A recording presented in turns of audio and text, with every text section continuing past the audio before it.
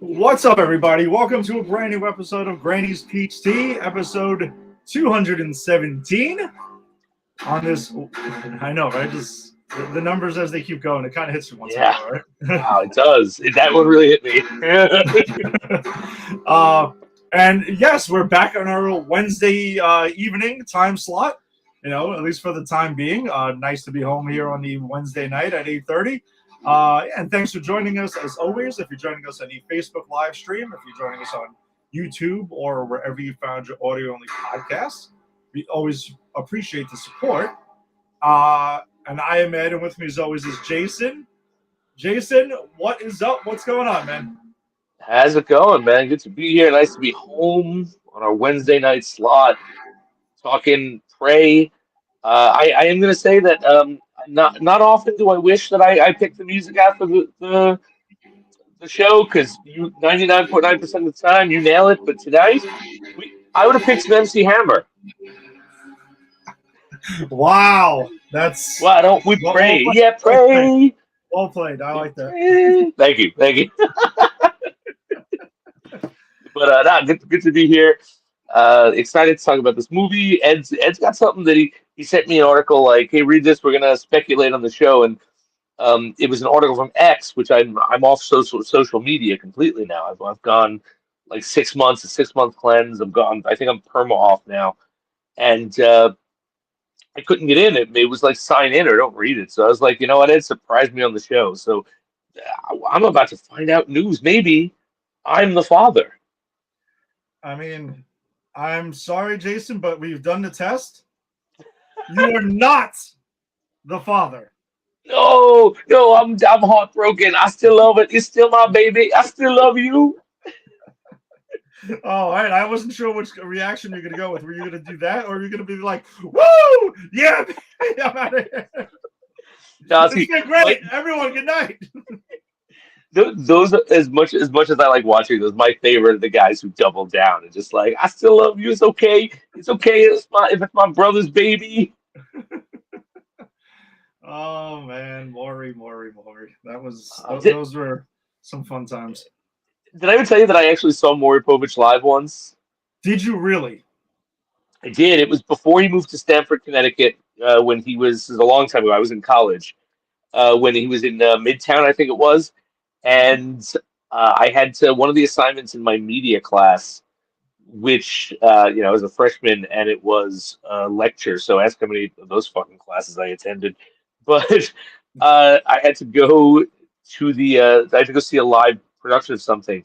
So I went to go see Maury Povich. But this is before Maury was like Jerry Springer, before it was like he was the king of you're not the daddy. Yeah. So like the one I saw was like rich bachelors looking for love, and apparently they'll do like what you're watching these different segments, but I didn't realize until that time that they're all done at the same at different times. So like the I saw 4 or 5 segments, and they were for 3 different shows. Oh wow. I had no idea. That interesting. A little behind the scenes. I only went to one taping of something, and that was late night with Seth Meyers. Oh, nice, Yeah, we nice. went to that. I mean, I would like to go to Colbert one day before it goes Oh, off. I mean, I've applied for the tickets a bunch, and it seems like I always get responses like, "Yeah, you're good," and all of a sudden it's like, "Ah, sorry, we had to like cancel the show or some shit." I'm like, "Wait, what? oh How is this no, happening?" no. Yeah, it's weird, I but I saw Colbert. I okay. saw Colbert not in the Late Show. I saw him when he did the Colbert Report, Hmm. which is when I was like my biggest Colbert fandom was then. And I always say that he personally bequeathed to me one of those red like rubber armbands. And Nice. by personally bequeath, I mean he shot it at the audience and hit me in the chest, and I went, "I'll take it as a sign that the man sees me." You were seen that night or I that was. day. That day. It was beautiful. I loved it. Nice.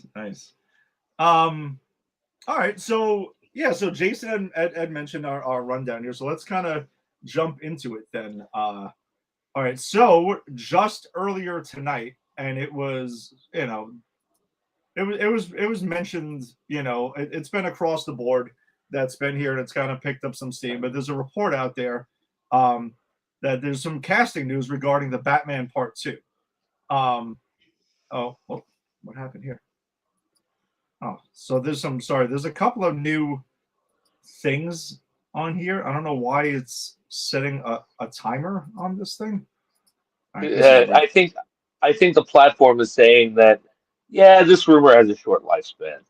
It might be saying that. There's a lot of new things on StreamYard, a little behind inside baseball thing here. And like there's so many different functions now that I'm still like messing with them. And I guess I had a timer thing on it. So no, actually this report's been across Variety, Deadline, all the kind of like major trades here. That's there. No, it's not just like, moviepoopshoot.com or whatever the hell, like it is. It's none of that. What's someone we used to trash all the time in our first year? We got this covered. Who I haven't seen shit from them in years, so I'm imagining they finally went away. So if we outlasted, we got this covered, then mission accomplished. Yes. Last show, we're done. Pack it in. That's it. We're good, everybody. Good night. It's been real. But we finally took them down. But the report's going on that basically Scarlett Johansson is in final negotiations to join the cast of the Batman Part 2. As who? So, and that's what I wanted to get into. But the other interesting thing in this report is that apparently Zoe Kravitz will not be back as Catwoman, as Selena Kyle. Now, they're just saying she's not in the movie. Not saying that she's like, this is a recasting or she's being recast. They're just saying Selena Kyle is just not in this film. Now, the last time we saw her, she was going to Bloodhaven anyway. So, and I know I could imagine they would probably do some spin-off HBO Max series with her, which I kind of feel like that probably makes sense and maybe bring her back around. But that was noted in the article. So the speculation is there regarding who she's playing. There's not like a lot of information. And that's kind of what I wanted to chat about for a few minutes before we get into our movie. So actually, before I even name some of the names that are being thrown out there, who jumps out to you right away? Who would ScarJo fit in the Batman universe? You mean redheaded Scarlett Johansson? Who could she possibly be?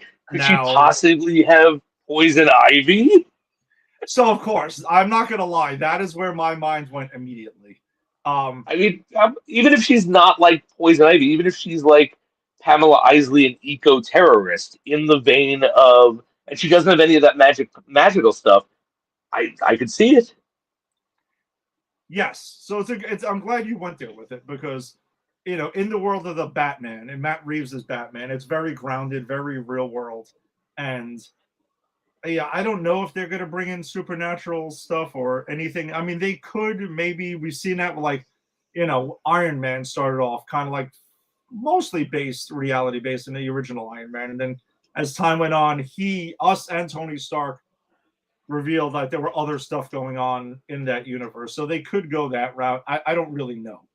But I think that it would be more interesting, to be honest, if Matt Reeves explored some of the quote-unquote supernatural characters in a grounded way. Like, that's really interesting to me. That's kind of like, in a way, that is what Christian Bale's movie does with the Joker, right? It takes us over the top comic book character and explores it in such a grounded way that he feels real.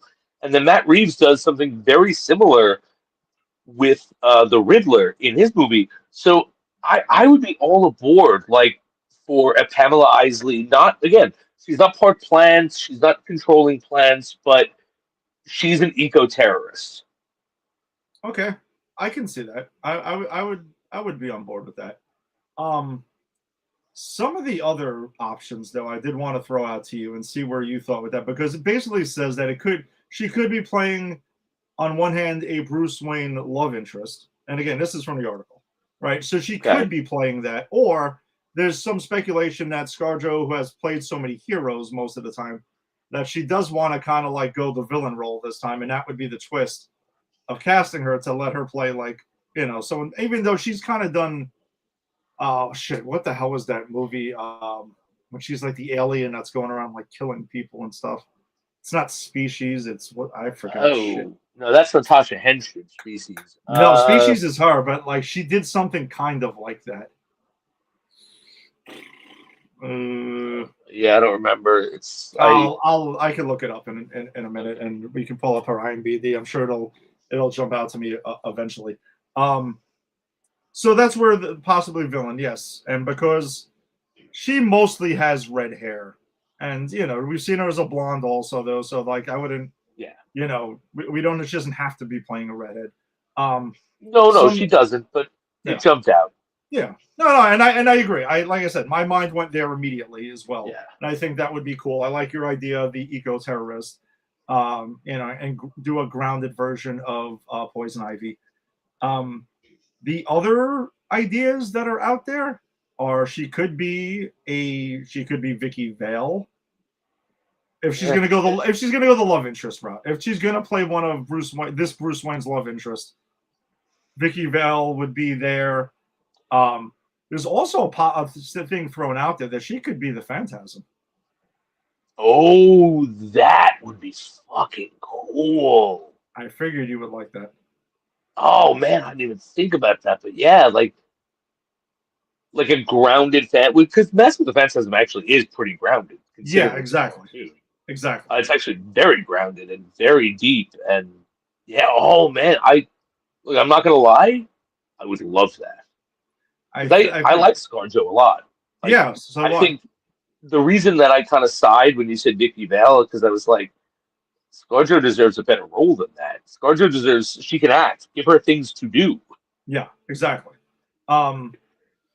Yeah, I mean that was the other thing thrown out there. Somebody thrown out that she could possibly be like another, like maybe an adult version of like a Carrie Kelly type, and could possibly be Robin in this.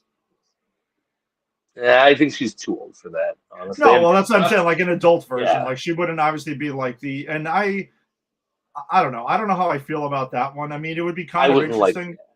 But I wouldn't be crazy about that one. I honestly now that you said Phantasm, that's what I want. Now nothing else. That's it. Poison Ivy's got shoved to the side, and that's it. Now you're in.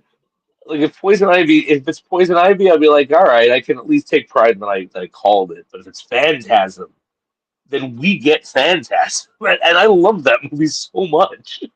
Yeah, so it would fit also with Matt Reeves like wanting to dig into Bruce's past, like this Bruce Wayne's past a lot. Like the Batman that was very much connected with his family and the Waynes and stuff. So we would get something like that. So that would be in that kind of vein, which I think is pretty cool. And also using a villain that has not been adapted previously. Yeah, and I mean that villain was created for that movie, right? Like that wasn't from the comic. Yeah, I mean, I don't know if he was made canon after that. I mean, it's possible that they. But like that was his first appearance, and I don't think like if you ask me to name you 10 Batman villains, I think they're gonna is in a genuine running for the next movie. The Phantasm wouldn't even be in my top 20. No, it was not on my radar absolutely at all. And we could be way off on this. And maybe she is playing the female love interest, but will have like a big part. I don't know. That's also a possibility because we've heard rumors about like Mr. Freeze. We've talked about that here on the show like a couple of times where that would be kind of interesting. Maybe continue to play with the villains or the part of the Batman Rose Gallery that maybe hasn't really been done justice yet in live action. So there's not a lot in the report. It's basically saying she's in final negotiations to join the cast, and those were some of the concepts that were thrown out there as part of the report, along with the Zoe Kravitz not returning because Catwoman is not supposed to be in this movie. Okay. Not because she had a falling out or anything like that. It's just right. It's just that the character was not slated to be in this. Yeah, exactly. Okay, so you would or. No, not really. I was about to say, or they could be doing Mr. Freeze, and maybe she's like Nora Freeze or something like that. I don't know. I had thought about that, but I don't. Again, I think that I would not mind Nora Freeze being someone big, but ScarJo needs a role if she can do more. Like I don't ever like to see her as the damsel in distress. No. Like she's No. fucking Black Widow. Like after you see that scene with her, which we'll get to soon, Yes. in Avengers Prime, like that her introduction scene. From then on, that woman is the savior, not the damsel in distress. Oh, listen. After Iron Man 2, I mean, Black Widow has her role just keeps getting bigger and bigger Yeah. in like in Winter Soldier. She Oh, was awesome in that, and in yes. Civil War, she has a pretty good part in that too. But that was like such a huge ensemble that you know Yeah. they did everyone justice, but obviously kept the story focused on Bucky and Steve, for most of that. Um, but in the Avengers movies, I feel like she always got like some pretty kick ass shit to do, and obviously in Yeah. Endgame, Agreed. she Absolutely agreed. That's why, like, you got to give her something meaty here. You got to like the girl. That's very sexist of me. Sorry, the woman who I have a huge crush on. I can't remember her name, but she's the one from the Penguin. Oh yes, yes, Christina, right? Like that's yeah. another one. Like she's really good, and they gave her a fucking meaty part. And that's what I want for ScarJo. I want like a meaty part for her to really be able to shine in the Batman universe. Yeah, and it is interesting that she's joining this, she's joining like James Gunn. Well, I mean, it's under the DC umbrella, but this isn't part of his universe. Right. He's kind of like let this be part of an Elseworld story that's gone on. And I know Yeah, there's and that's also smart. there's also other things in the news here because I know there's like Warner Brothers is supposed to be selling off. Essentially, I mean, if they're going to be a whole entity or their film division, and there's other studios are like battling it out right now, duking it out to see who's going to do that. So you got to also wonder, like, I mean, are they going to just let James Gunn and Safran like rock on with the DCU, or is someone else going to want some other studio now going to want to have their own ideas? I don't know. I mean, Man, I'll be honest with you. If someone else comes along and cuts this and then starts again, I don't think I have it in me to watch another fucking round of DC movies. well, no, Like I don't. restarts. I You know don't what I think they would mean? axe it. I think they would just like, you know what I mean. Like it seems like, um, Zaslav, who's the current head of Warner Brothers, is letting Gunn and Safran kind of do their thing. He's As not well as shit. interfering. Just like hey, I hired you to do this, just do it. And that's kind of like with Bob Iger and Kevin Feige. Hey, Right. Marvel's yours. Do what you got to do. You're under our umbrella. Do your thing. Um, so I don't know. It's pretty interesting. So there's a lot of moving parts here. But as far as it goes with this, I mean, it's always good to add talent. ScarJo is one of the best actresses out there. So her joining that cast would be phenomenal, and very curious to see, when this becomes official and who the hell is she playing and how long are they going to keep this under wraps for. Same. So, all right. So then let's go ahead and jump into our movie of the week then. So if you've been with us for a minute now, you can see that we've gone on and are going through the entire Predator film franchise, and we've gone along. There's been some ups, some downs. It's all over the place, but now we've landed on this was the fifth entry into the franchise, right? Not counting the AVP movies because those are not considered canon, and we'll get into the reasons why that's thankfully correct and everything like that later on, because we'll see when we get around to the AVP films. But this was 2022's Prey, okay, which is an interesting film though. That it came out in 2022. It was shot during COVID. It was delayed a COVID bunch because baby. of that. Yeah, it was. This is a COVID baby movie, and also this was Dan Trachtenberg's first entry into the Predator franchise, which now he's done 3 films at this point, but this was the original one. And this movie never got a theatrical release. It was dropped onto Hulu, straight to Hulu at the time. Like not everything was getting releases in theaters. Things were still kind of like coming back. And, Disney wanted to continue to pump up Hulu's catalog. So they had chose this film to make one of it. And I kind of remember like this movie was talked about existing, and then like during COVID, I felt like it got lost in the shuffle.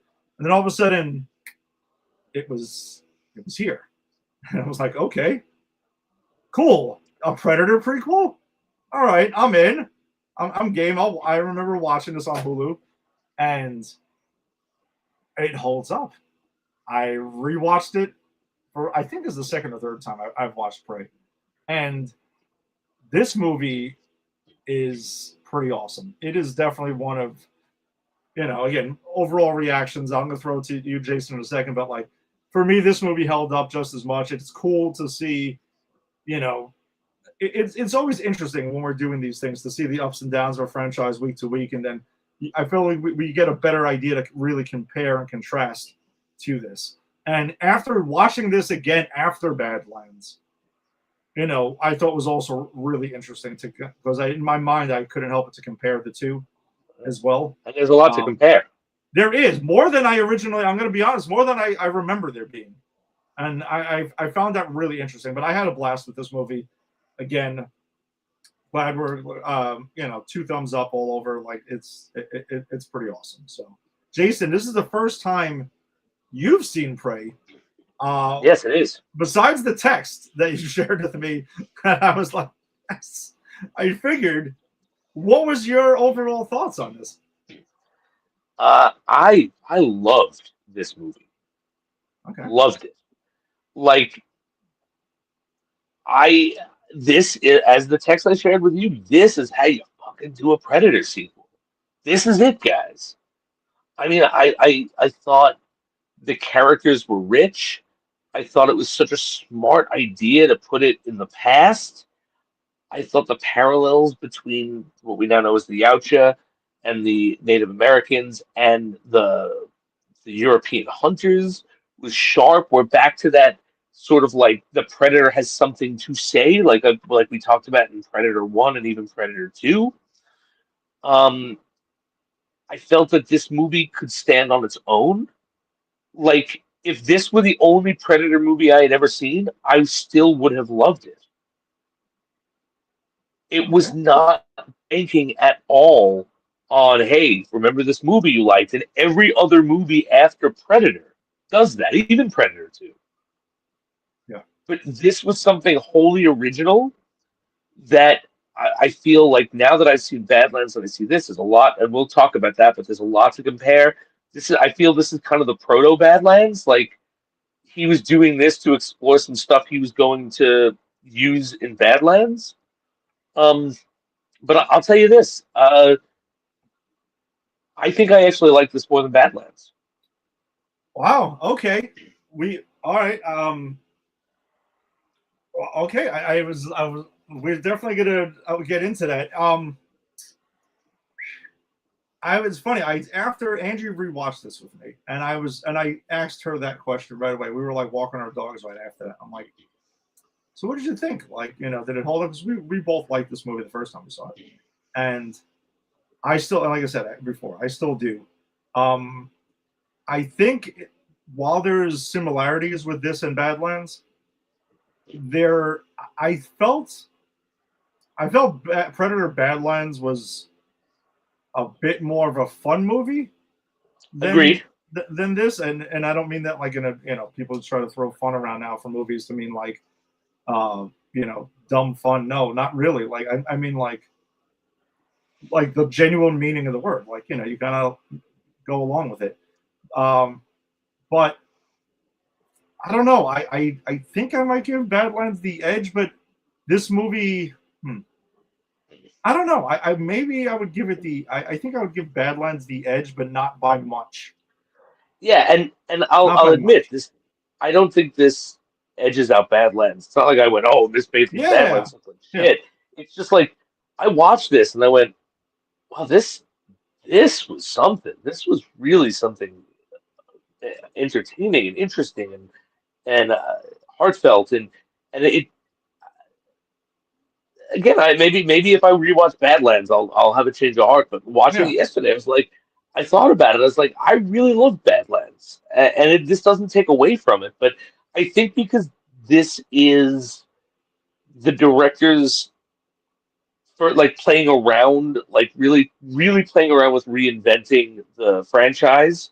Yeah. and making it like this is our intermediate step between the Predator and the Predator is our main character, right? And I just having the human connection the way it was in this movie with the Native American character and her having this very rich arc and then bringing the characters back. I love the characters in Badlands, but I think because these were very compelling human characters and specifically chosen to parallel the Yautja, that I think is why I liked it a bit more. Because I'm like, there's a bit more symbolism, there's a bit more like commentary going on here. Yes, I can definitely say that this movie, like you said, has the more human connection to it, which is why I think Badlands is a bit more like I use the term fun to go with it because obviously there are no humans in that movie, not Right. one single human. So And, you can and we kind didn't of need it. no, we didn't need it, and it had like in this one conquered the idea like since Predator, right? Like how to get the humans involved and to have a great story being told. Regardless, I know you like Predator 2 more than I do, right? But I think it's safe to say we can both. I think we would both agree. Prey and Predator Badlands are 2 and 3 Oh, on for our sure. rankings for sure. Whichever way you want to go. I Yeah. mean, I wouldn't say this is. I still wouldn't say this reaches the original status, but this is. It's this one. You're right. There was a lot of parallels. There's a lot of storytelling that's going on here. This movie has more to say than Badlands has, which is fine. Like again, that's why I think they're very different Right. movies in tone. They are. And Badlands, has a bit more humor in it, and the clipping between Deck, and shoot, the synth character's name is escaping me right now. That torso woman. It'll come back to me. But there's a bit more like quipping and going back and forth and stuff, and they like bust each other's chops a bit more and stuff like that too. Like even though like in this movie it's a bit more it's more serious, even though it has a couple of lighter heart moments with the brother and sister, but there's more of a serious tone. Agreed. Like Badlands is your fun popcorn movie, right? It's an adventure. It's like it's like a Star Wars type fantasy to the point where we're literally getting Star Wars imagery in it. There's nothing wrong with that, right? It was a really fun movie. I enjoyed the shit out of it. It is absolutely my third favorite Predator movie at this point. But I think the fact that this was doing something a bit more serious is what I think what really gets me. Like, um, I think that was more entertaining. That was more fun than entertaining. That was more fun, but this was richer. And I think it depends on what you're looking for. If you're looking for something that's like, man, this is gonna be fun, hey, Badlands is where it's at. But if you kind of want like a richer story, then I would go with this. And I think it really is a matter of preference of what you want in these kind of movies. Yeah, and I don't disagree with you at all. I think that's 100% well put on how to compare the two. All right, so as far as it goes with also comparisons between these movies, so Prey follows members of the Comanche tribe here who, from what I understand, there was a lot of research put into them and make sure there a lot of consultation to make sure that they got they were staying true to it, like that in the culture and everything like that, which I thought was really cool. So it follows Naru and Tabi. If I'm butchering the names, then I don't know. Sorry about that, but that's who it follows. It's a brother and sister, mostly around Naru, the sister, who's played by Amber Midthunder, who is basically like she is the woman in her tribe who wants to be a hunter. She wants to prove it. She's got the training. She just wants to be given a chance. And in their tribe, they have to go ahead and pass basically a test and taken down, are someone who is, basically they have to go hunting there and take something else big down. Like you mentioned, very much like the Predator in this movie. And what we know of the Predators, they're dropped into situations. They have to go ahead and bring back their trophy. And that's where the parallels between the Yautja in this movie and the Comanche, like, go parallel in this. And we see a Predator in this movie who is dropped onto Earth here, way back when. And this predator, I think there's a lot of character development with this predator, even though this character doesn't speak at all. Like we get more, of the predator we've seen throughout most of the case before Badlands, right? Not speaking or anything. And again, he has no one to speak to anyway, so it doesn't really matter. And he's off on his own and he's hunting and he observes animals on this planet as they're hunting, and he takes down the one who's the bigger threat a couple of times, which I thought was fascinating.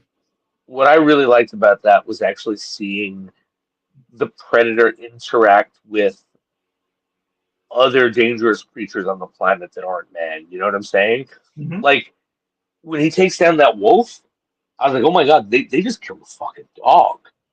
Oh my, like, but it was a great scene, right? Yeah. And then predator versus bear. I never knew that I needed to see a predator fight a bear, but goddamn, if that wasn't a great scene. And I love the fact in that scene that the bear was and this is part of an action scene that goes into Naru's character development, right? Because the predator knows she's there, but she's not the threat. The bear is. Like he's not interested in her at all until the very end when she kind of forces him to be. Yeah, and that parallels, and I'm glad you mentioned it too, because like that parallels her journey in this movie. She is trying to get her tribe to like recognize her that, hey, I can do the hunting too. I don't have to kind of just do, like the cooking and stuff, and like the kind of like like the, if you want to call it traditional like female role in here in the tribe, like I'm more than that. I can do this stuff, and throughout the movie, she's pushing to get the chance. The boys in the tribe are not, giving her the chance for that. Even her brother, who she kind of goes ahead and she gives it early in the film. They have a whole thing where they're supposed to, where they get into like this confrontation. She's the one who lays the plan. She's the master plan behind it. And he gets acknowledged as like the war chief and stuff, and kind of helps him get his like, recognition and his promotion. But he doesn't take it away from her, like between the two of them. But it's just the way the tribe goes immediately to like, hey, this guy did it and this and that. And she was kind of waiting to get her shot. And eventually she gets her shot when her brother gets taken out, because her and her brother team up later on to, to try to go in and to take this thing down. And because she's telling all of them, she sees the predator. She doesn't know what it is. She knows something is out there. Something is doing this. And she starts seeing things and nobody's believing her. They think she's like, believing in stories and whatnot. And that was until they see it. I thought that was a cool moment too when she's like, I don't remember what she called it, but it was clearly like some kind of Native American demon or deity or trickster. Mm-hmm. And they laugh at her like, oh yeah, you saw a child's scary story. Yeah. And what I really loved about the movie was it doesn't go out of its way to explain what that is. Like I didn't know what it was, but it trusted me as the audience to get the context of it anyway.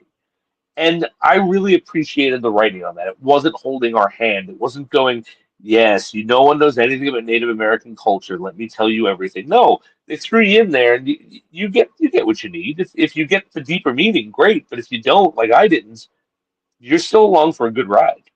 Yeah, no, they you got the gist of it, and I agree. That's basically what it is.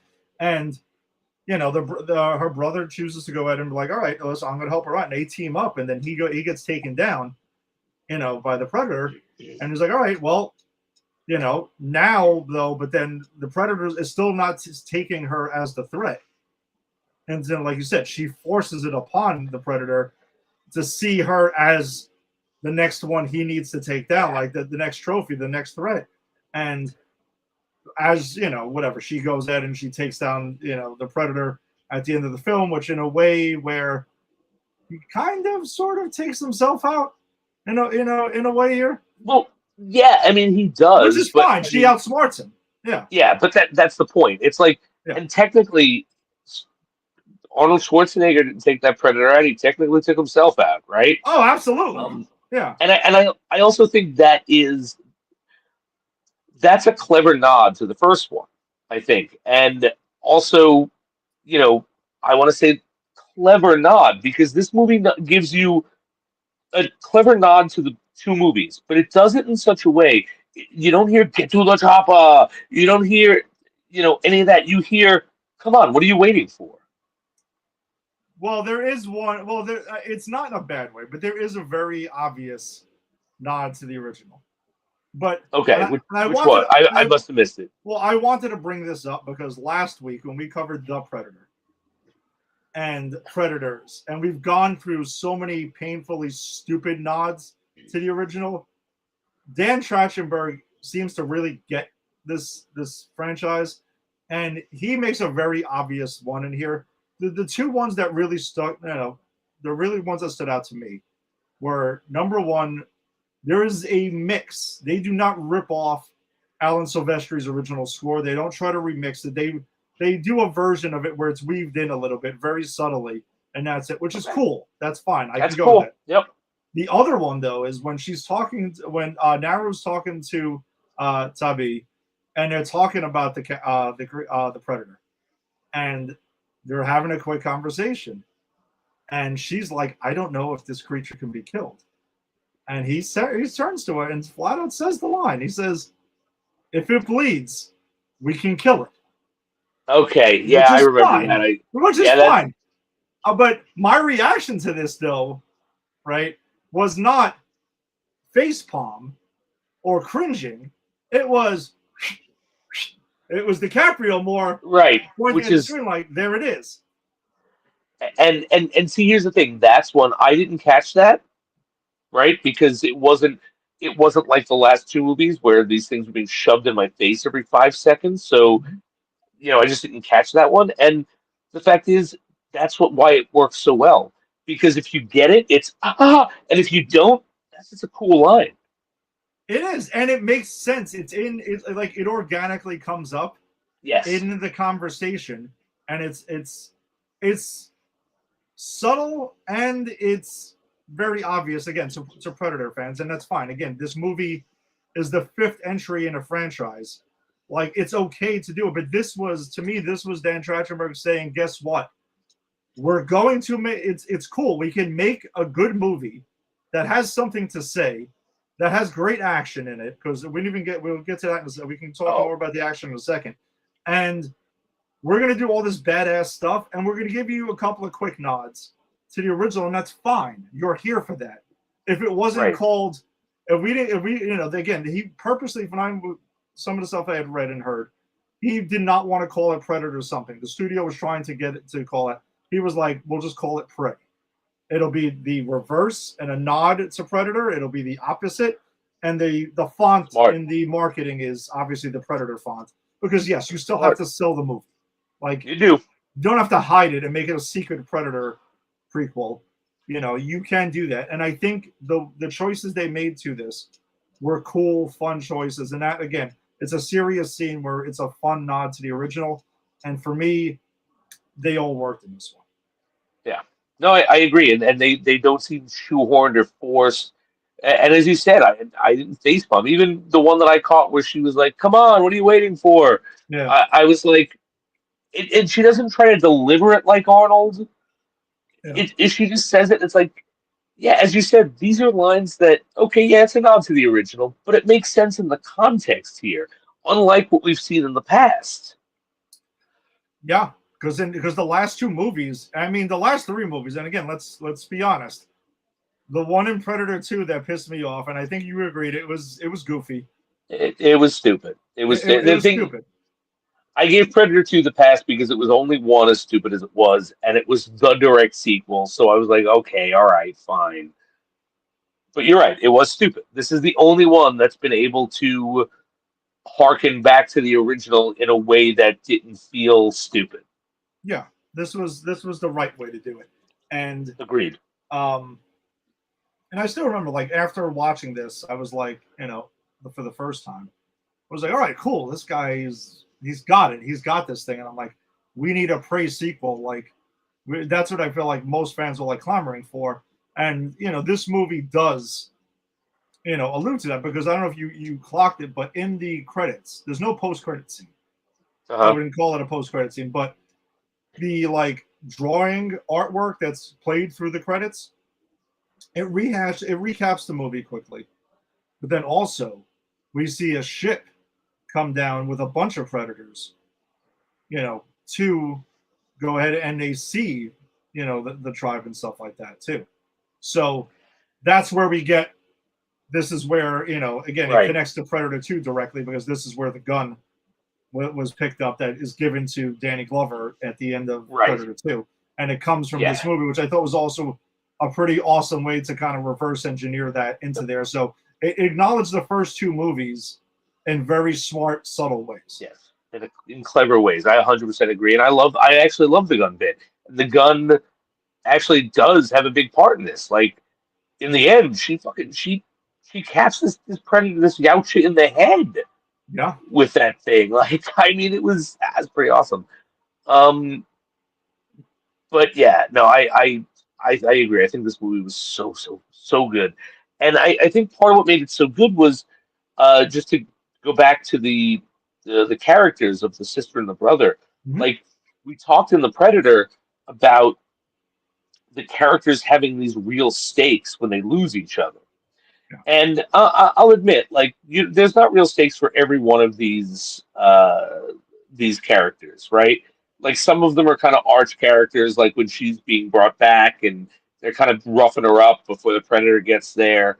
Mm-hmm. But between her and her brother, I think that's the point, right? That's that familial bond that they're exploring in the Band of Brothers in the first one, and Mm-hmm. this is a brother and sister. And what I really liked about their relationship was, as you said, they care about each other. Like, she goes out and puts herself on the line because she knows something's out there and she doesn't want her brother being killed. Her brother consistently gets her brought out on these missions so she can prove herself, and only says no, stay home, get out of here, when she almost gets killed, and that's more out of worry than out of anything else. Yeah. And then at the end, when he's like, it's going to see, it will see me. I'm at the end of this now. It will see me as the threat. Run. Like, even that moment of self-sacrifice, like, you buy the weight of that. You buy why his death forces her to kind of hone what she's going to do and become really focused. And just the fact that they are trying to successfully recreate the emotional bonds of the people being killed in that first one, and doing it on I think a way that kind of elevates it. I can't say enough how much I love this movie. Yeah, that is definitely a lot of the ways I felt like that was why this prequel works so well, and compared to the failed sequels that we got, since the original, is that we have, even again, I don't mean to, like, me and like we're just I'm trying to bang on Predator 2, because I've admitted, like, I've liked it more than I did originally this time around. But that movie also suffered from the group of people or main characters that we didn't really fully give a shit about, completely. This movie, Right. even though it really focuses on two, right? We care, like you mentioned, we care about the loss. We care about their connection. They do establish the Band of Brothers thing, but it's not like the Predator goes and like hunts them down little by little. But we also get like I thought it was interesting too. Like, and I know it's not like officially they said that like there's some sort of connection with Billy from the first film with these characters. It's not like these are his ancestors or something like that, which I Right. kind of would have been like okay with if they decided to, Uh, but they didn't. Like, because then we never really knew that much about Billy anyway to nah, go into we that. didn't. But I But don't think that information would have made this movie better. It no, just would have connected it to the other movies, and that's why I'm glad they didn't do it. yeah. Now again, if you want to fan theory it, whatever. But like we did get kind of like what that showdown would be, because obviously there's no like big minigun in this movie or things like that. Like it is like, just fairly basic weapons used one on one to this, while this Yautja has some deadly tech, but you can Yeah. see it's obviously like for the Yautja, this is like slightly different tech, right? Like even the shoulder cannon. If we see the dots like you see in the poster behind us, right, on her eye, you see, like that does lock on, but it launches out these like arrow type things. It's not like an explosion. It's not blowing holes through people Yeah. or anything like that. It's almost like their tech is equal to the tech of where they're hunting. Yeah. And maybe that's part of the Yautja code. I don't know. Maybe like, if we're gonna hunt sentient beings, they have to have at least the tech we have. Well, I know. Well, I don't even know if it's that. It's just simply this is older. Even the Yautja had to have a past at some point. Oh yeah, yeah. This is set so far in the past. Yeah. Yeah. So I just don't think the Yautja tech was as advanced. Now, still though, this dude rips through those French like fur trader hunters and stuff like that. Traders, like he's got this badass shield that's used as a shield and also slices somebody. Like there's a lot of blood and violence in this movie. Like there's no holding back. It's pretty gruesome, in a lot of scenes here. And I think it works. Like I think it really works. Like when you see, like he cuts off the good fur trader, the one that gives it a gun. When he comes hobbling in and he's got his foot cut off and a piece of metal in his foot, it's like, oh my god! Jeez. And even when he kills the wolf and then the bear, like the bear especially picks it up and the blood's dripping, which is a cool scene. The blood's dripping on him and making him like almost visible. But yeah, you're right. It's a violent movie. Yeah, this movie definitely earns the R rating that it got. Like it's there wasn't like sugarcoating it or holding anything back here with it, which I thought was pretty cool. Yeah, a lot of the hunting scenes I thought were actually extremely interesting. Like I mentioned, whether it's the Yautja or even the Comanche or doing their hunting, that was also really cool. I loved her dog that she had with her like the whole time and stuff like that. Like he was pretty awesome. And like you see in the poster, if you're watching us, you have the poster from Prey in the Back, where at the end of the movie, when she slays the Yautja and goes back to her tribe, like she takes the predator's blood, the Yautja's blood, and smears it like she's covered in it, like as war paint. And I thought that was fucking super badass for her to go back and like that's how she fucking like proved herself. That was like just dropping the mic right there in front of anyone who ever doubted her again. I agree. I mean, look, she took out the baddest thing on the planet. And I also like that when she comes back, she's like, something's coming, we gotta move. She's the war chief now. And she's earned it. And I want to say, and I know anyone who watches the show, has watched the show for any number of times, know that I love when the conflict is ended through intelligence. And if you remember, my biggest critique of Predators, the third one when we did it, was how come we don't see different styles of hunting? And that's what this was. She wasn't the get in your face hunt you type. No, you'll kill her if you do that. She's the smart, tactical, I said traps type. And watching a Yautja have to deal with a different form of prey, a different form of hunter, right? A different form of predator. I thought that was so fascinating, and that's why at the end she sets this thing up fucking like post haste. You're right, it kills itself because she kind of sets it up to. Yeah, that's fine. And then Spider-Man does it all the time. That's true. That's true. So does Batman. Batman's like, I can't kill you, but I can not save you after I've set up a very elaborate way where you will be murdered. Yeah, not a murderer, but like I'm gonna set you up so you can kill yourself. That's fine. That's okay.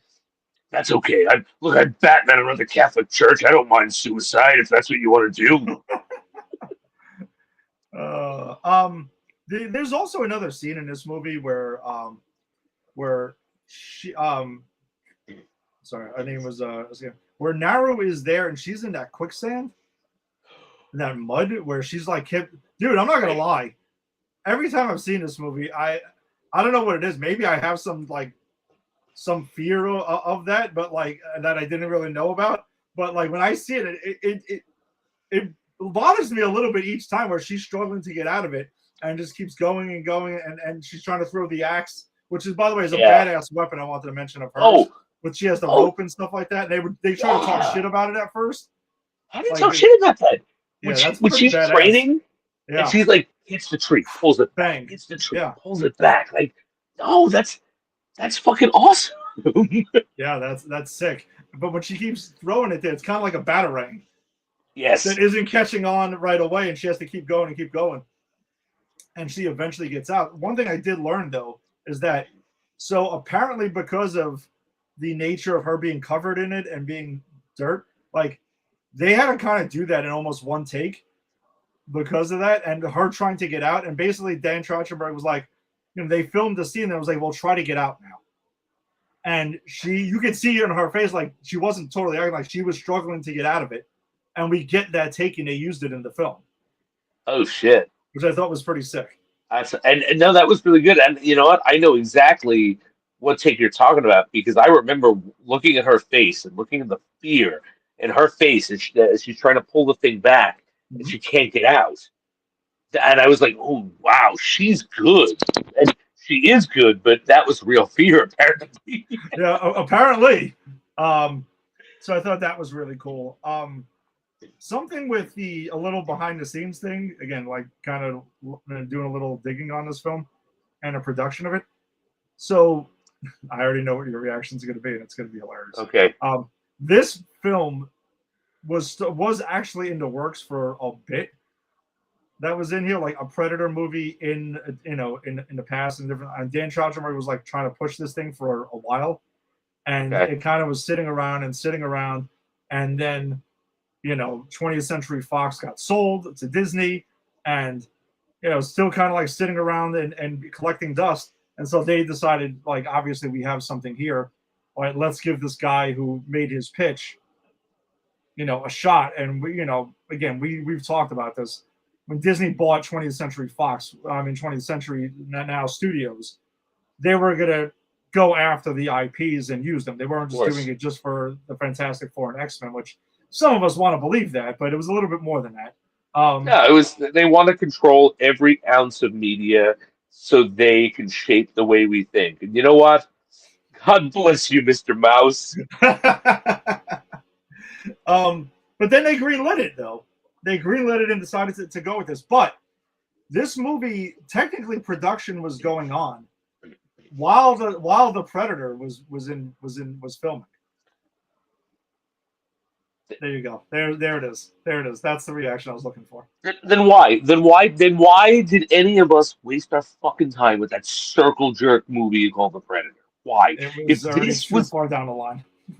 This was in the pike. The actual we could have gotten this instead.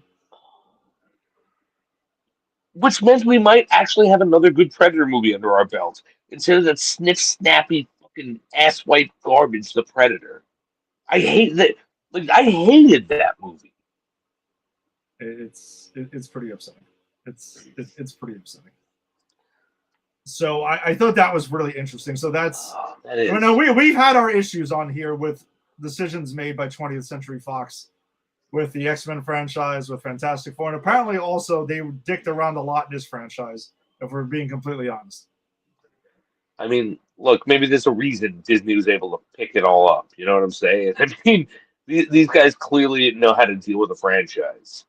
Yeah, I would say they've got some, and there is somebody who's kind of like the Kevin Feige of 20th Century Studios.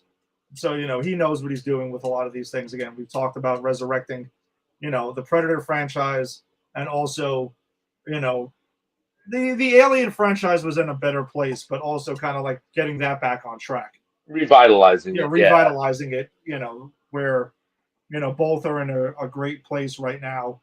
And, eventually there will be another Alien Predator, proper crossover. Which we know I want to see. Sooner or later. Yeah, I want to see it too, because I want to see it done well for once. Same. I mean, Badlands. We agree. Badlands it is a Alien Predator crossover movie, but no, without Xenomorphs. Here's my prediction now. Now that I've seen Prey, and I said that I think Prey is in a lot of ways the proto Badlands, not in a bad way, in a very good way, in the sense that it's taking similar themes, it's doing something different with it, it's furthering the franchise, right? You don't get the Yautja as the main character of Badlands if Prey doesn't happen, Yeah, if this right? movie doesn't work, then Predator Badlands doesn't even exist. Exactly. Um, and so now I think Predator Badlands is going to be the proto Alien versus Predator because what have we been saying, right? What's the problem with Alien versus Predator? The fucking people. That's what I'm gonna be. I'm not even gonna talk about it because I'm gonna be complaining about it here in about a month and a half when we get to that movie about how stupid it is to have people in that movie. And I think Badlands, this was the proof of concept that he can revitalize this franchise and take it in a different, interesting direction, and it worked. Badlands was proof of concept that you can actually take the human element out of it and still have a movie rich with action, fun, and characters. Yeah. And I think that the next step now is there are no humans. It's our Yautja friend. It's it's Torso Girl because I forgot all their names at this point. Maybe I'm even gonna the stop sequel. messing around. I said I was gonna look it up. Let me just go ahead and just stop messing around. It's not like I don't have a device in front of me that is can tell me these things. But I think like when we get to Alien versus Predator, we're gonna see that yeah, Badlands was proof of concept that you can do a movie like that without humans in it. And I think that's if that's where it's going, and it looks like it is, I'm all in because both this and Badlands were a blast to watch in very different ways. So it's Ellie Fanning plays Thea and Tessa. Tessa's the one who ends up being the bad one, but yeah, it's Thea. Okay, Um, and Deck, right? The and Deck. yeah, Deck is the Oucher in Predator Okay. Badlands. So we've got everyone around there. Um, yeah, and this movie also takes it back to, well, at the same time, again, not rehashing Predator, also successfully takes it back to, you know, Yautja versus human in a Hmm. hunt and a showdown there and stuff like that. And you're right, it does more parallels with it. And again, you take out the goofy quipping, you get to take out a lot of the other nonsense that kept on getting tried, attempted in the other films. Give us characters we care about again, and bang, successful Predator movie returns. Right, and the action was still good. And they gave us deadbeats. It's not like they didn't give us deadbeats. You can give deadbeats in a movie and still have characters that matter, right? Like every one of those French fur trappers were just varying forms of deadbeat, Mm-hmm. right? But they were people you could take pleasure in watching getting killed, considering how they treated Nauru, and even the same to do with the other Comanche that get killed, right? They get killed because they're arrogant. They don't take her seriously. The predator fucking kills them.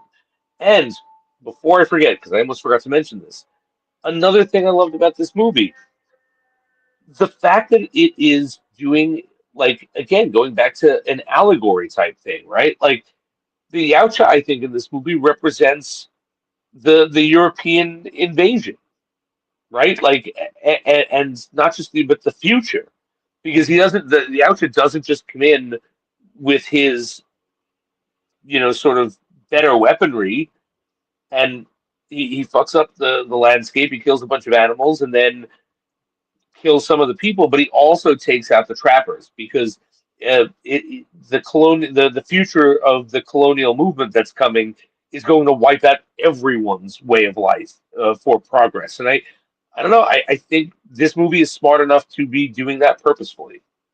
Yeah. No, you're right. Um, all right. So, anything on Prey before we tidy up things and wrap this up? Um, Is there any talking points or I, anything you wanted to hit?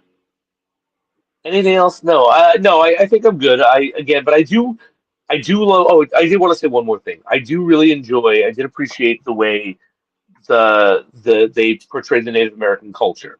Mm-hmm. I find usually when I watch things that portray Native American culture that are written by white people, uh, and that's not a slight. It's just if it's not written by someone who's lived it, there's always a lens, right? There's always the possible disconnect, and I find that even well-meaning media that depicts Native American culture, I find kind of infantilizes it sometimes, makes it more mystical, makes it, like, and I think I talked about this with Kei Hori in the What If, right? It's like, what if the Native Americans got the secret of all powerful godlike power? Oh, well, no, they would just make things fair. And it's like, no, they wouldn't. They would do what any other human being at that time would have done. They would have fucking crushed them. Everyone else, right? But this movie doesn't do that. It doesn't infantilize them. They are real people in real situations. And though they are in a vastly different culture than us, we still can understand and relate to the emotional aspects of what they're going through. She wants to fit in and prove herself. Her brother wants to protect her. There's the dynamics of gender and stuff, and it all just happens to be happening in a Native American tribe. But it's not like it doesn't matter that they're Native American. And I think the writing of that is really sharp, especially in the representation of the Native American communities in most of the media that I've seen. Yeah, and again, some of the things I've heard is that Dan Trachtenberg really wanted to make sure he got this right, and brought in Comanche supervisors and stuff like that to make sure it came across as authentic as they can. There's also a version on, again, you could find this movie on Hulu to check it out if you haven't seen it. There's also one with Comanche subtitles. That's there's cool. A version of it with that too. So I thought that was actually pretty cool that they did that as well. I like that a lot. And something real small too, before I forget, because there's just so much in this movie. Mm-hmm. I love that when the Comanche speak to each other, yes, they are speaking in English, but everyone but them are subtitled, and you don't even get what the subtitles are. So, like, when we get the French trappers, they speak French, and I have the subtitles on. It's subtitled in French. Nice. And I thought that was a cool moment because what that is telling us is the Comanche aren't speaking English. We're doing this so you don't have to read. But you're going to experience everyone else speaking around them as they do. You're only going to have to get through context clues of what they're talking about. And it's only the one guy, the good trapper, that speaks English. Everyone else speaks French. And I thought that was like a very subtle but cool way to convey how the language was being used in the movie. Also, though, that's another thing that we can draw a parallel to Predator Badlands, because remember, we also lauded that movie for having a clever way of not having the Yautja speak English, to us. There was a way, of having Tessa go ahead and Thea go ahead and use the universal translator. So therefore, it's like, hey, if you're listening to my voice, you're going to hear it in a language that you like. So, audience, when you hear this, wherever part of the world you're watching this, boom, you're getting it right there from where it is. Exactly. So. And again, this is the proto Badlands. It's experimenting with shit, and the stuff that works, it brought to the next movie. And I'm going to say it again. This is how you do a Predator sequel. This is how you revitalize the Predator franchise. Yeah, and also a smart thing to do was set this film all the way before everything else. You're not like, they didn't have to tie, the gun into Predator 2, but they had the option to do so, and they chose to do it. It was peppered in there previously, and it was like, hey, screw it. We'll do a fun thing and tie it back into that. And also with Badlands, it's like, hey, this movie takes way further in the future because I know I'm dealing with two franchises here, so I don't have to adhere to any of the rules. Boom, there it is. And that's it. Yeah, no, absolutely. And it's a smart move because it frees you up, right? Like, we did both agreed on that Predator 2 strong suit was it took the Predator concept and did something very different with it. Yes. While still remaining true to the original on some levels. And then I think Predators took the original concept and took it a bit too far without enough explanation. I think going to space without any explanation was just a bit too much for me. The Predator was hot garbage that I wouldn't wipe my ass with. I'm not even going to dignify that fucking movie with the many things that didn't work about it. But here they are going, you know what? We're going to reinvent this. We're gonna take the Predator. Look, they existed whenever. We're going to take them and we're going to throw them against Native American warriors, and that opens up with what we're going to cover next week. I'm sure is the next movie on the docket with the cartoon, right? Yeah. Where it's like predators throughout history, and that just opens up so much, and it does so in a way that makes a hell of a lot more sense than just yanking people off and throwing them on another planet. This is no, the Predator's been coming forever, and they will come forever. And we could do a movie set in ancient Rome. We could do a movie set in the Americas during the, before the settlers got there. We could set a movie anywhere. Shogun, Japan. Why? Because the Predator is looking for the top-notch apex predator on the planet, and there are lots of us here on Earth. Yeah. And it opens it up in such a smart way that you can now do anything with it. And that again allows us to go to Badlands, where it's like, but you know what? Even better, fuck Earth, fuck humans. Predators, the outro go to fight everyone. So let's follow down the rabbit hole. And again, it was just such a smart way to reinvent the franchise. Nice. All right, and we usually do wrap things up with the rankings, but we felt like we kind of already did that, right? Like we still got Predator both at number 1, right? All right. I'm gonna go through my rankings because this might be controversial. 1 is Predator Prime, the original. Yeah. 2 is Prey. 3 is Badlands. 4 is Predator 2. Then Predators. And then there's this Predator porno parody that I saw one time where these 2 predators were on the hunt for poontang. Oh my god! And let's just say that the pussy face comment was taken literally. All right, it was weird. It was disgusting. I never want to see it again. But I would watch it over the fucking Predator any day of the week. Wow. Yeah. I got Predator still at 1. I said Badlands, I would probably go as Predator. Badlands would probably be number 2 for me, by a smidge over Prey, a smidge. Yeah. And again, I think it's subject to change. Like, who knows? I think they are both equally good movies. It just depends on what you're in the mood for at the time you're watching it. Yeah. And then after that, Predator 2 is probably after that. Oh, Yes. Predators is after that, and obviously the Predator is dead last, and that's, well, I don't know. We'll see. I don't want to say.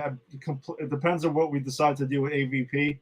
I think it would be fun is where we can put AVP in each rankings of each franchise, and then we just do it separately and see where it drops in, since it's not considered canon to either one of them. I love that idea. We'll let's see where it stands in all, because there's the last 2 we're gonna do, right? Like after Predator, we're gonna start with Alien 79. Yeah, I think that makes the most sense. We saved those 2 for last since they're kind of like outside of things. And then I think when we revisit both franchises, we can take their canon and their way that the characters are portrayed in that, and then how they're portrayed in those films. I like that. Yeah, there's been a lot of discussion over the years of how it seems like the portrayal of both franchises in that movie was like, what? Well, hey, if you can't get one right, you might as well shit the bed on both, right? Man, Aliens versus Predator Requiem. I don't think I've ever seen that. I mean, the one thing I will say about it, again, without going into that before we wrap, is you might have a hard time seeing anything in that movie. Oh, man. And it was apparently by design, and a very poor design. It's almost like the crew was like, hey, let's just start shooting, and we forgot to bring lights with us. Because it's difficult to decipher what the hell is going on in a lot of things in that movie. It's very weird. All right. It's really bad. That's going to suck. All right. Yeah. But you know what, though? That's for future me to deal with. Present me just got to watch and talk about Prey. Exactly. That's 2020. Hey, that's not even until 2026. That's probably like February or something like that. We got a And way down the line. oh man, so far, man, things will change so much. But right now, I think we'll pray. Yeah, pray. We'll pray. Yeah, pray. That's a You missed got to opportunity. pray just to make it today. Wow, that's such a missed opportunity on my part. I apologize to everyone for that. That sucks. No, you're fine, man. That's a That's stupid, whew. No, it was stupid gold. song. Gold, Jerry. Gold. Oh man, that was something. Yeah, I guess too. Before we wrap, by the way, did you watch Stranger Things season 5? The 4 episodes that were released. I have not, but I You know that watched they're Stranger Things, right? dropping. I watched the first 2 seasons, maybe 3 seasons, Oh, okay. and then what happened was like what always happens. Like when you take 2 years to put a show out, I stopped caring, and it's hard for me to get back into it. So I did the whole. I liked it. I'll wait till it's over, and then I'll binge watch the whole thing. So, which means after the new year, when they drop the last one, there will be a little catching up with Mr. J coming up on the show as I go through my Stranger Things rewatch or watch. I basically watched, and and anyone who follows the show, and Jason, I'm not a binger. Last Saturday, I watched 3 of the 4 episodes, and then I watched episode 4 the next day. I was completely locked in. How is that good? Yeah, and I've students say the same thing. And they're like, because it came out over the weekend, right? And they were It like, released the night before Thanksgiving. all right. And I had a bunch of my kids say, yeah, I started it the night of Thanksgiving, and then I was done by the time we got back. Like they literally watched the whole thing in like a day or 2. Yeah, I would be surprised if you didn't get sucked in like that, because that's what happened with me. Like, I would have kept going, but I was getting kind of late, and I'm like, all right, I don't want to. I started watching the 4th episode, and then 10 minutes in, I felt my eyes getting heavy. I'm like, nope, stop right there. I'm coming back tomorrow in the morning. I walked my dogs. I did my thing in the morning. Wow. I was like, all right, Stranger Things, let's go. Wow. All right. Yeah, Cool. I can't wait for. They're releasing the finale in theaters on New Year's Eve. Oh wow. Okay, that's cool. It was tempting, but then also everything got sold out like that.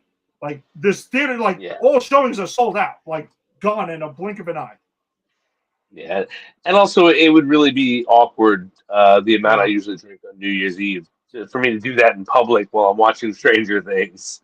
Yeah, I was also kind of like, all right, there's a New Year's party I'm going to want to participate in, so I'm like, yeah, all right, whatever. I'll watch it on Netflix as I watch the rest of it. It's fine. Exactly. Yeah, but I am excited to making it an event though. Oh, I think that's awesome. I think it's absolutely awesome, and I'm not going to lie. I'm excited to once it's finished. I'm excited to do the watch. I've heard so many good things. I can't wait until 12-year-old Millie Bobby Brown walks out as a 20-year-old woman. They do a jump, right? Like they age. Something tells me that this is not going to be the last we see of Stranger Things. These characters again. Like, I have a feeling there will be some sort of revitalization down the line or something like that. Because the thing is, the popularity of the show, it was like the 2nd biggest premiere in the history of Netflix already. Wow. What was the first? I don't remember. I didn't read the article. I know they just announced yesterday or today that it was like the 2nd biggest. It may have been like its own thing or something like that, like in the past. So Stranger Things, I feel like it's probably still like one of their. I mean, it's one of like the OG Netflix shows, right? And yes, yeah. So, and they've had a lot of good shows from now. I may not love their movies, their Netflix original movies, but TV series they usually get right. I agree. That's their strength. I agree. So, all right. So then that wraps it up for us then this week. Thanks for joining us as always. If you joined us on Facebook, be sure to check out Great News PhD's Facebook group where we share a bunch of stories, like the ScarJo story with Batman that shared earlier on the thing. We got a little chat going. Bert was dropping in some comments there. We have a little conversation about that. I used it as a tease for our show tonight, to get that because I didn't want to let all of it out, but we're going to go ahead and get back to that. So you can join the conversation there. If you're joining, check out Pop Culture Pros and popculturepros.com because that's who we are presented by. If you're joining us on YouTube, subscribe to Pop Culture Pros, and wherever you found your audio-only podcast, subscribe. As Jason had teased earlier, we will be back next week completing the Predator proper run with Predator Killer of Killers, which was Dan Trachtenberg's second Predator film that was also dropped direct to Hulu, but that was this past summer. And that's an animated film that it runs about, like, I think it's actually slightly shorter than this. It's not like drastically shorter, but it's like 10, 15 minutes shorter than Prey was, because Prey is an hour and 39 minutes. It's a quick hour 39. It goes fast. It does. So, yeah, from what I understand, it's basically an anthology thing. There's 3 different stories about 3 different predators, 3 Yautja that are in there. So I'm excited to see that because I actually started watching it and then stopped it once we made the decision to do this. So I'll be seeing a lot of it for the first time anyway. So excited to get into that next week. All right, so we'll see you next week then. Peace. Later.